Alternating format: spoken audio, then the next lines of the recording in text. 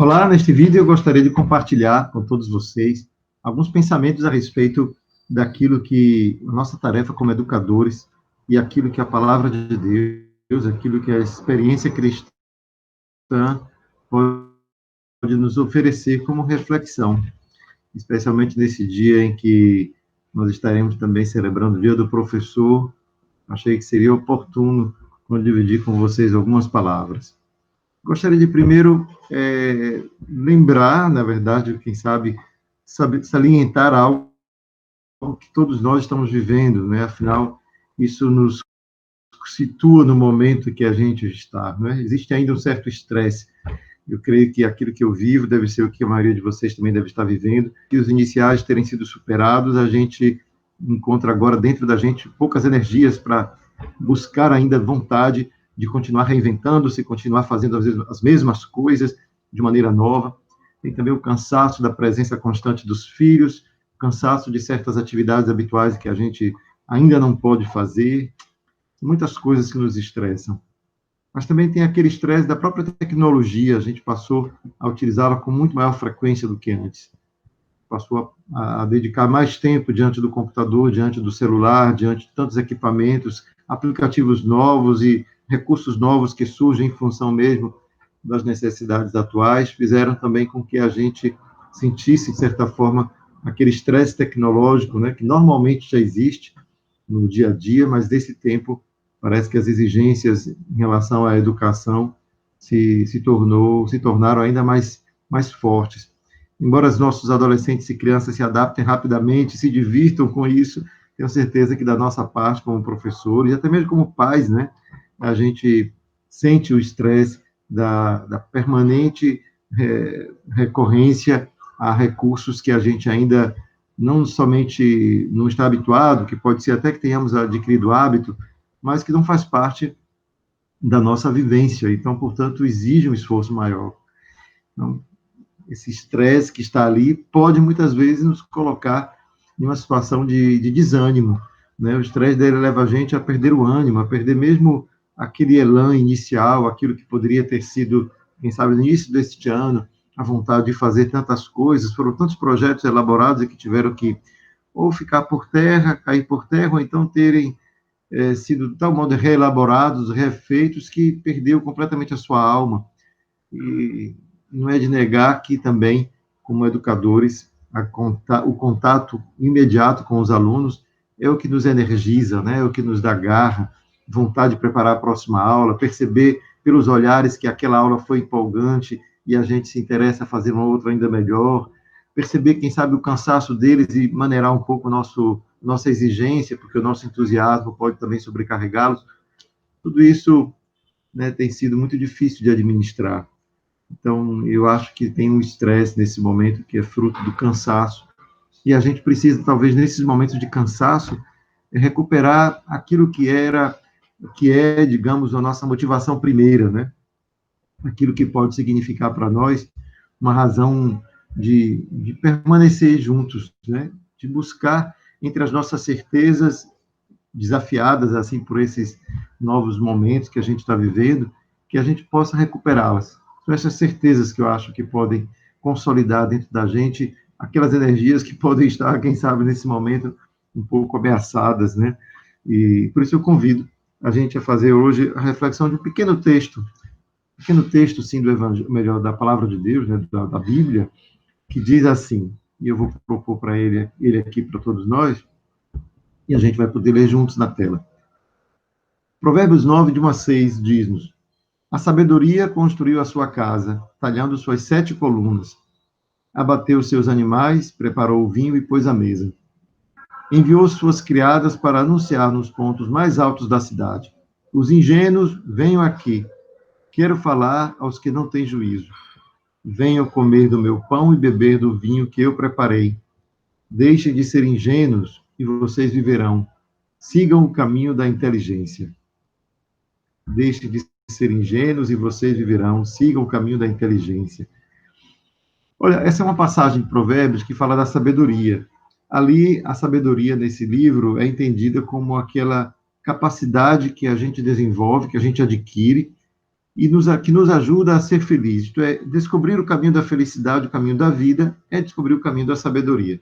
Quem trilha um caminho que leva à morte é o insensato, é o estúpido, é o ingênuo, porque não percebe que o seu caminho não vai levá-lo à felicidade que ele talvez ele busque de modo equivocado. Por isso, ingênuos, né? Por isso a quem são destinados, aqueles a quem é destinada a sabedoria ou as suas palavras, ou no caso da alegoria que nós lemos, o seu banquete. E ela se prepara para isso, não é? Ela elabora um banquete, ela constrói uma casa. E eu, quando li esse texto pensando em nós, eu imaginei o quanto cada um de nós, como professor, não é, lutou, trabalhou, estudou, construiu esta casa, né, essa arquitetura que a gente diz aí, as 7 colunas, fundou bem fundada essa casa, a 7, né, fazendo uma alusão a essa compreensão daquilo que é bem feito. Não é tudo que é 7 é o bem feito, é o perfeito. Não no sentido que não tem nada a ser feito, mas que foi bem feito. Fizemos o melhor. Então, aquilo que é o melhor possível. E, no entanto, a gente, depois de construir esta casa, isto é, preparar-se para administrar aquelas lições, aquelas aulas, ou ter aprendido a ciência, que foi a paixão que nos moveu a lecionar, a ensinar. E depois a gente não somente teve esta casa construída, a gente preparou as aulas, a gente preparou aquele conteúdo que a gente imaginou que seria propício para cada idade, cada momento, para cada programa de curso. Preparamos um banquete e depois tínhamos que comunicar esse banquete. Olha, o banquete está pronto, venham ingênuos, né? Venham aprender aquilo que vocês ainda não sabem, venham aprender o caminho da inteligência. E tudo isso faz parte mesmo de um projeto educativo.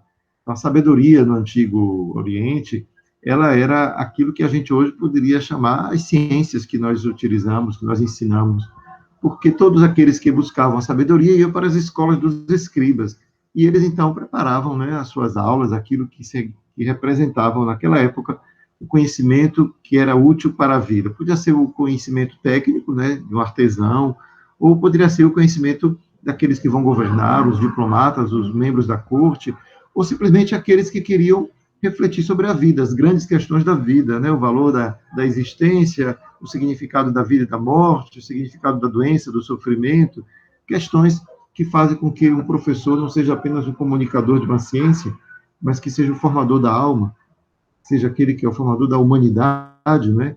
E algo no sentido daquilo que é mais interior, aquilo que nos forma a cabeça, o coração, aquilo que nos faz ser gente. Então, é naquela hora que o professor passa a ser também o mestre, né? Quem sabe, uma linguagem antiga se falava muito disso, né? O professor também é um mestre, né? Que mestre é esse? Então, essa formação humana que deve perpassar o interesse de um professor quando ele prepara as suas lições.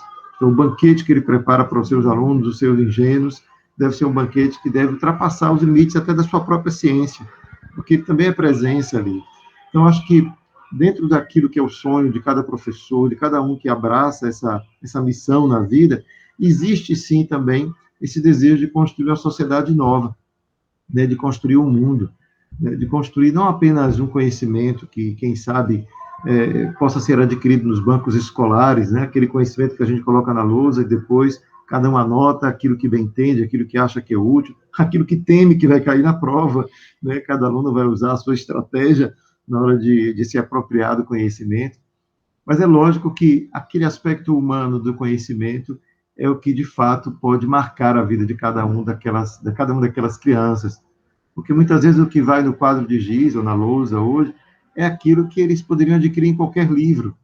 Eles não precisariam nem mesmo do professor ali diante. Quem sabe um bom programa de internet, um Google bem equipado, bem trabalhado, poderia, de fato, ajudar. E a gente tem visto quanto esses instrumentos, de fato, nos ajudam. Mas é o outro lado da moeda que o Google não vai conhecer jamais, que nenhum programa vai poder oferecer, que é esta outra pessoa, com este outro olhar, que lança sobre cada aluno um olhar amoroso, que importa realmente.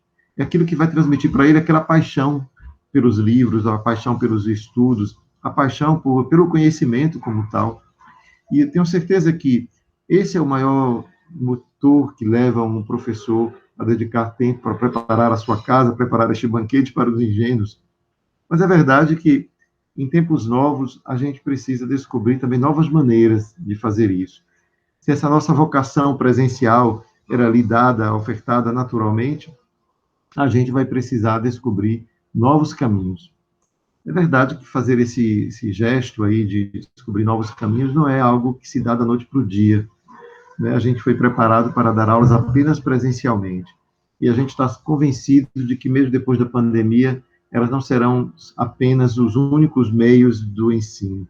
O modo híbrido, os meios de comunicação digitais estarão não somente à nossa disposição, mas nós seremos, de fato, obrigados, exigidos, né, na nossa própria cabeça, formação, maneira de se exprimir, como um mecanismo que deverá ser incorporado.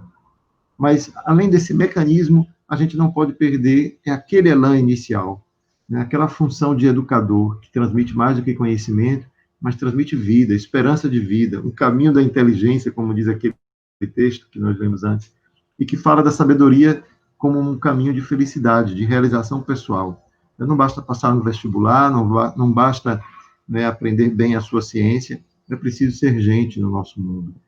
É por isso que talvez a gente precisasse se dedicar também um exercício, fazer um tempo dentro da gente para pensar as coisas de outro modo, né? Se a gente pensar as coisas que estão em nossa volta de outro modo, qual seria o resultado? É claro que a gente não pode perder a utopia, né? Aquela utopia de que, pelo caminho da educação, a gente possa ver o mundo transformado, e cada professor possa fazer a diferença na sua sala de aula. Mas é preciso pensar diferente.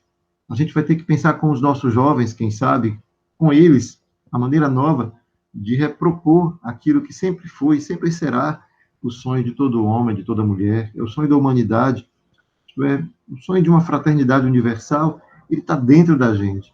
A gente, às vezes, deixa ele de lado porque outros assuntos parecem ser mais urgentes, né?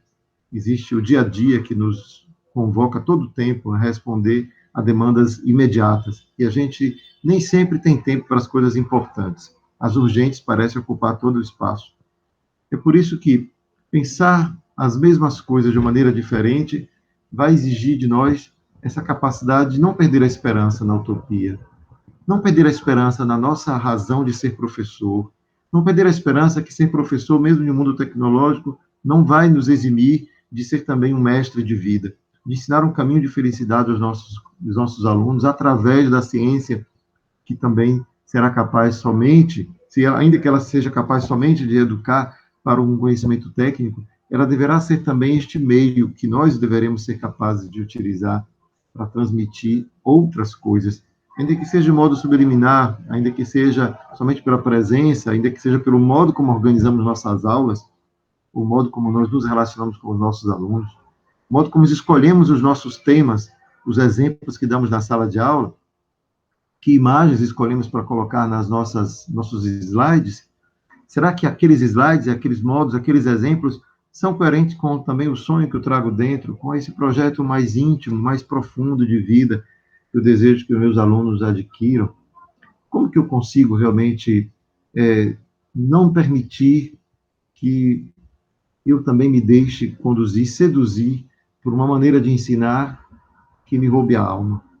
Que eu possa transmitir aquilo que eu tenho de profundo, aquilo que eu tenho de convicção, que é aquilo que eu acredito ser o objetivo maior, mais profundo de toda a educação, que é transmitir a sabedoria, aquela sabedoria que faz a gente atravessar a vida sem perder jamais a esperança.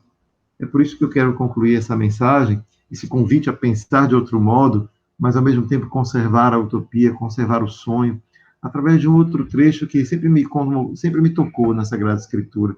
Ele é lido com frequência perto do Natal, porque o contexto dele é o contexto de uma esperança de que Deus haveria de um dia renovar todas as coisas. E ele faria isso de uma maneira muito especial, quando ele pudesse transmitir, através de uma renovação universal, aquilo que era o sonho de Deus desde o início, de uma fraternidade universal, e que a gente espera que também esteja dentro do coração de cada um.